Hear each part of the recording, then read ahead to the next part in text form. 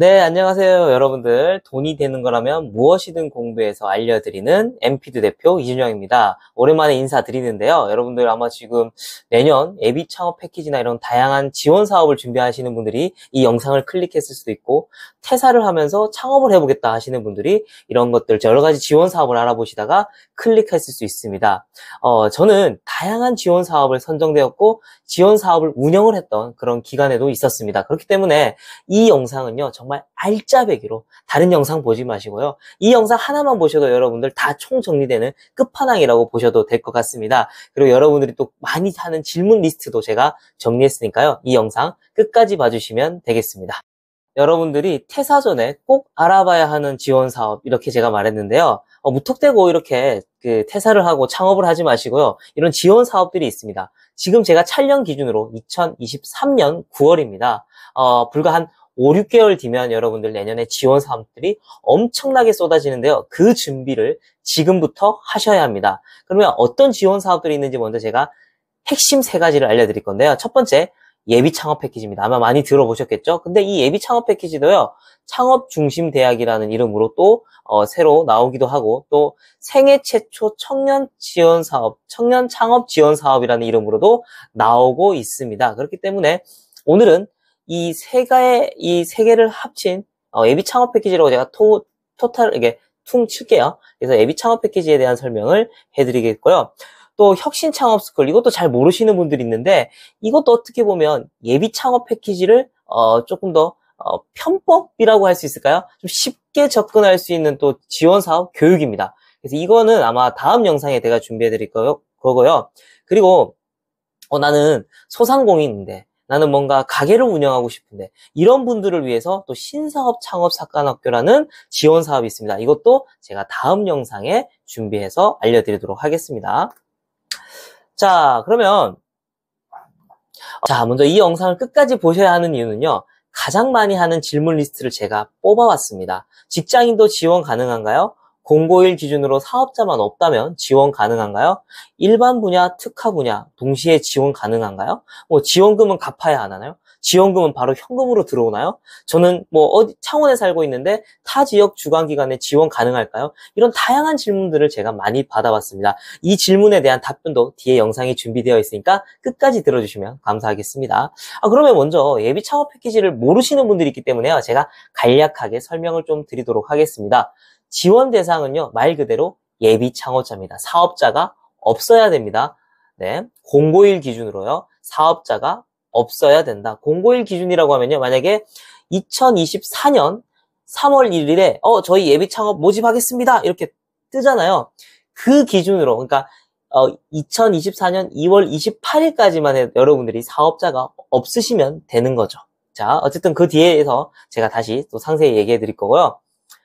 사업화 자금을 주는데요, 최대 1억입니다. 평균 5천만 원이고요. 실제로 제가 주변에 이제 컨설팅 하거나 아니면은 교육했던 분들이 알려주시기를 보면요, 보통 한 4천만 원 내외로 요즘은 받고 있습니다. 협약 기간은 8개월입니다. 8개월. 8개월 내에 이 지원금을 다 쓰셔야 합니다.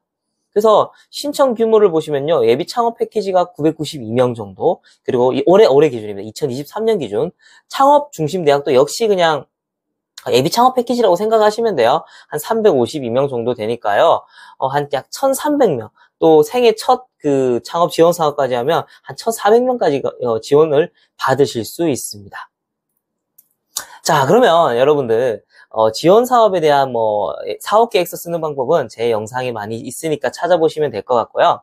가장 많이 질문하는 거, 그걸 바탕으로 해서 제가 풀어드리도록 하겠습니다. 첫 번째, 직장인도 지원 가능한가요? 아무래도 여기는 퇴사를 하고 창업을 꿈꾸시는 분들도 있기 때문에 아마 이런 부분이 가장 고민이 될 겁니다. 근데 선뜻 나와가지고 창업을 하려고 했는데 지원 사업이 선정 안 되면 그런 리스크를 여러분들이 안고 하실 필요는 없잖아요. 다행히 선정되고 나서 여러분 어떻게 되어 있죠? 창업 아이템 관련 업종으로 협약 종료 2개월 이전이면 돼요. 만약에 5월부터 보통 진행이 되거든요. 그래서 12월까지인데 한 9월, 10월에만 여러분들이 사업자를 내시면 됩니다. 그러면 그 전에 여러분들이 직장을 다니면서 사업 계획서를 쓰고 내년 3월 정도 되겠죠. 사업 지원을 합니다. 근데 합격을 했어요. 합격을 한다고 해서 여러분들이 또 성공할 가능성이 있다고 보장 못하죠. 그래서 일단 쭉쭉쭉 사업을 진행하면서 이제 퇴사 준비도 하겠죠. 그렇게 해서 한 내년 10월 정도에 여러분들이 사업자를 내시면 됩니다. 아시겠죠? 이런 것도 있어요. 병행도 가능하긴 해요. 예, 직장을 다니면서 사업자를 내고 여러분들이 하시면 되는데, 그거는 이제 본인 회사에서 겸업을 할 수 있는지 없는지에 대한 거는 여러분들이 잘 확인하셔야 되는 거죠. 자, 그 다음에 아까 말씀드렸던 거, 공고일 기준으로 사업자만 없다면 지원 가능한가요? 했는데요. 또 이게 조심해야 될 거는 뭐냐면요.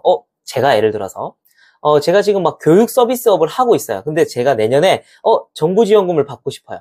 한 3월 정도에 뜨니까 내가 2월 정도에 폐업하면 이제 나는 예비 창업자지, 이렇게 해서 이제 지원을 하는 거죠. 그래서 내년 2월쯤에 제가 폐업을 합니다. 그리고 3월 달에 예비 창업 패키지가 딱 공고가 뜨죠. 그때 저는 지원을 하는 거죠. 근데 업종을 또 뭐로 한다? 교육 서비스로 했다 하면 지원이 되지 않습니다. 그래서 최근 3년간 폐업 경험이 있는 자는 폐업한 기업에서, 그러니까 같은 업종으로 하시면 안 되고 타 업종으로 하셔야 됩니다. 그럼 저는 교육 서비스였기 때문에 이 교육 서비스로는 지원은 불가능하지만, 제가 뭐 제품 서비스, 제품 제조 이런 아이템이 있다면은 내년에 지원이 가능한 거죠. 단 폐업을 하셔야 합니다. 아시겠죠? 이 부분을 잘 모르셔가지고 나 이렇게 하면 안 될까 해서 이렇게 지원이 안 되는 경우를 많이 하긴 했었습니다. 그 다음에 일반 분야, 특화 분야에 동시에 지원 가능한가요? 했는데요. 이게 어떤 얘기냐면요. 이렇게 지원 사업이 이렇게 떠요. 일반 분야도 뜨고 특화 분야도 이렇게 떠요. 그래서 우리는 팀원이 2명이니까 야, 너는 일반 분야에 지원하고 우리 팀원에 여성이 있으니까 너 여성 분야에 지원해, 이렇게 해서 같은 사업 계획서를 2군데다 쓴다. 이거요. 함부로 말씀드릴 수는 없지만요. 이거는 떨어질 가능성이 매우 높습니다. 왜냐면 이게 어쨌든 요즘은 하도 카피한 그런 사업 계획서들이 많기 때문에요. 그걸 걸러내고 있습니다. 예. 지원 기관에서요. 그렇기 때문에 나는 일반 분야에 있고 특화 분야에 있는데 이 사업 계획서가 같이 카피로 이렇게 인식되는 경우가 발생하기 때문에, 이런 경우에는 여러분들이 합격을 해도 나중에 안 좋은 결과로 이어질 가능성이 매우 높다고 제가 이렇게 의견을 들었습니다. 그렇기 때문에 여러분들 둘 중에 한 군데만 꼭 지원하셔서 여러분들이 불이익을 받지 않으셔야 됩니다. 일반 분야면 일반 분야, 특화면은 여성 분야든 소셜 벤처든 한 군데만 여러분들 꼭 지원하시기를 추천드립니다. 자, 그럼 지원금은 갚아야 하나요? 이런 말을 또 많이 하십니다. 아닙니다. 말 그대로 지원금이기 때문에 여러분들 뭐 하시면 된다? 이렇게 여기 해당되는 내용에 맞게끔 해서 이게 어긋나는 행동만 하지 않으면 여러분들 갚을 필요가 전혀 없습니다. 그래서 이 사업 계획서를 쓰실 때 협약 기간 내에 내가 어떤 미션을 수행하겠다, 어디까지 성과를 내겠다라는 걸요 정확히 명시하셔야 되고요. 이걸 너무 과하게 잡지 마십시오. 그랬다가 내가 이거를 가업을 수행하지 못하면 환수 조치를 할 수 있긴 해요. 그렇기 때문에 그런 경우는 잘 없지만 여러분들 최대한 내가 MVP 정도, 예비 창업 패키지 정도면요, MVP, 그 시제품 정도만 내가 개발하겠다고 하고, 거기에 맞는 돈을 쓰겠다. 요 정도만 해서 잘 수행하시면요, 제가 이때까지 뭐 한수 조치되는 경우는 보지 못했습니다. 그러면 지원금은 바로 현금으로 들어오나요? 이게요, 절대 아닙니다. 이거는 예전에 있던 일이고요. 여러분들이 생각하시는 상금 있죠? 내가 어떤 경진대회에 나갔다 상금이다. 그런 거는 여러분들 현금이 들어오지만 이건 지원금이기 때문에 어떻게 보면 여러분들 바우처 개념입니다. 바우처 개념.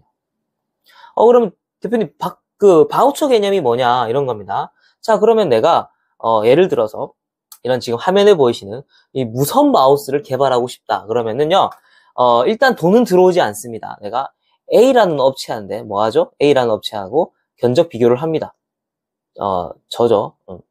저라고 할게요. 나라고 할까요? 내가 A라는 기업과 이렇게 견적을 비교받고, 그리고 이 견적받은 서류를요, 어디다 제출한다? 운영기관에다가 여러분들이 제출을 하시면 됩니다. 운영기관에다가. 그런데 이 운영기관에서 보고, A라는 기업이 좀 이상한데? 뭐 이런 것들을 선별하겠죠? 그리고 판별해서, 괜찮아 하면은 그때 운영기관에서 예를 들어서 이게 뭐 1,000만 원이다. 1,000만 원이면, 운영기관에서 오케이, 내가 1,000만 원을 너희 통장으로 넣어줄게. 하지만 내 통장에 들어옴과 동시에 바로 그냥 여러분들 그냥 통장에 잉크가 마르기도 전에 그냥 여러분 바로 A기업으로 1,000만 원이 이체가 됩니다. 그래서 여러분들이 쓸 수 있다 없다? 이거를 마음대로 사용할 수도 없고 만져볼 수도 없습니다. 아시겠죠? 이게 바로 바우처 개념이라는 거죠. 그리고 이게 또 1,000만 원이면 보통 또 부가세가 붙습니다. 1,000만 원의 부가세는 100만 원이죠. 이 100만 원은 누가 내야 된다? 본인 부담입니다. 이런 부담금은 있다라는 거 좀 확인하시면 될 것 같고요. 자, 보시면은요, 비목적의 정의 및 기준에서 이렇게 나오죠. 네, 이런 식으로 나오는데,